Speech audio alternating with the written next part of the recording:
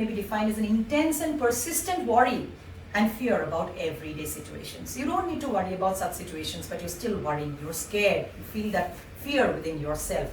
It can manifest as, palpitations, heart beating very fast, poor sleep, fear of impending doom. You feel as if your breath is going to stop right now, you're going to die, something bad is going to happen, you're going to get all the negative thoughts. So it interferes with daily living, and according to World Health Organization, 1 in 13 people suffer from anxiety. Examples of anxiety are generalized anxiety disorder or GAD, PTSD, SAD, that is social anxiety disorder, specific phobias, etc. Again, as I told you earlier, because of hormonal differences, females, 1 in 9 females suffer from anxiety globally, while 1 in 15 males suffer from anxiety globally. So males are less vulnerable to develop anxiety. Now the next common disorder is depression, all of us know. So when we say we are depressed, we don't mean we are really suffering from clinical depression. To call it clinical depression, we must remember that there has to be a few symptoms like low mood, helplessness, worthlessness, hopelessness, lack of pleasure in usually pleasurable activities, loss of interest in usually activities that you used to love doing, decreased appetite or eating excessively, disturbed sleep. Either when you go to sleep, you don't get sleep, there is difficulty in initiating sleep, or there is difficulty in maintaining sleep. Like you fall asleep, it's okay, but after 2 hours you wake up in the middle of the night and you can't get your sleep again. There are negative thoughts about the present and the future. You think that life is not worth living. You feel tired all the time, and sometimes there can be suicidal thoughts.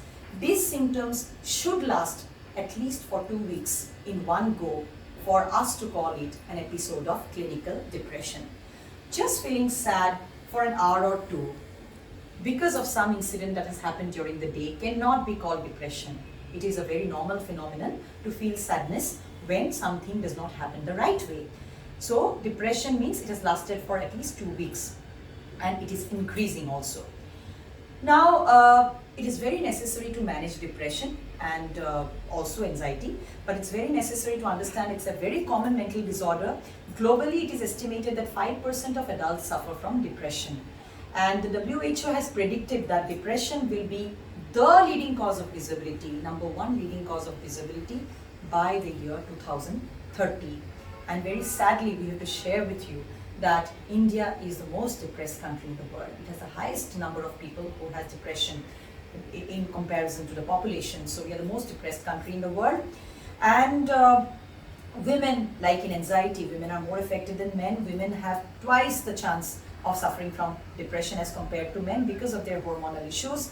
Depression can lead to suicide, and like anxiety, depression also needs to be treated because it impairs daily functioning. It can lead to suicide if left untreated. It can, a person who's suffering from depression can develop psychosis if depression is left untreated, because mild depression can become moderate depression and moderate depression can become severe depression. The treatment is of 2 types. If it is mild, both in anxiety and in depression, we go for counseling and psychotherapeutic techniques. We teach them techniques and relaxation techniques included. But if it's moderate to severe, we need to give them medicines.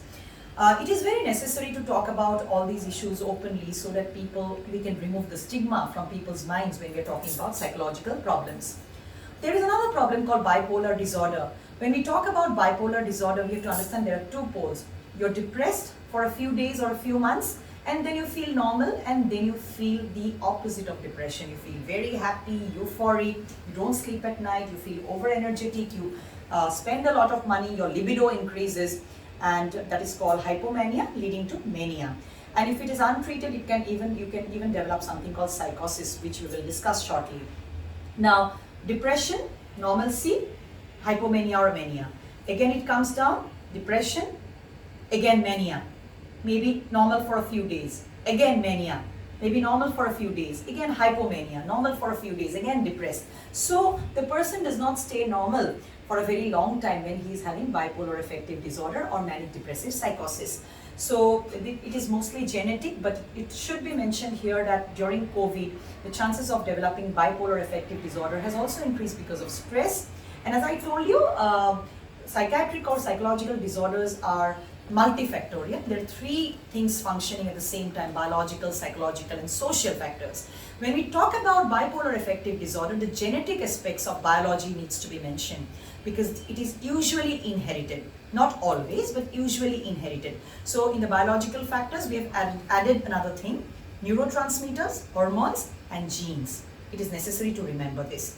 So what happens when a person is depressed? He could attempt suicide, and when a person is manic, he could actually spend a lot of money, go bankrupt, end up because of high libido, raping women, etc., and getting to do criminal activities also. I have seen my own patients do that. So it is very necessary to prevent these episodes, and for that we will have to treat them with medicines and also change their lifestyle and reduce stress.